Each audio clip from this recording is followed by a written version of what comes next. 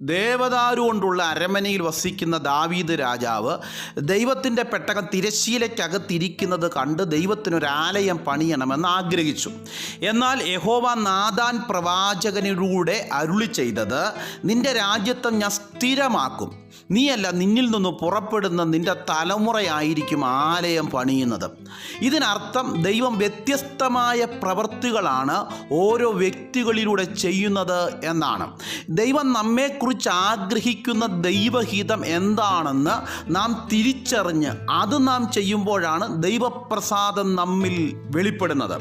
നമ്മെ ഏൽപ്പിക്കാത്തത് നാം ചെയ്യുമ്പോൾ അതിൽ പൂർണ്ണതയുണ്ടാകത്തില്ല, അതിൽ ദൈവഹിതമുണ്ടാകത്തില്ല, അതിൽ സന്തോഷമുണ്ടാകത്തില്ല, അതിൽ ദൈവപ്രസാദമുണ്ടാകത്തില്ല, അഥവാ ദൈവ സാന്നിധ്യമുണ്ടാകത്തില്ല. അതുകൊണ്ടാണ് നിങ്ങൾ തികഞ്ഞവരും ദൈവഹിതം സംബന്ധിച്ചൊക്കെയും പൂർണ്ണ നിശ്ചയമുള്ളവരുമായിരിപ്പീനെന്ന് പൗലോസ് പറയുന്നത്.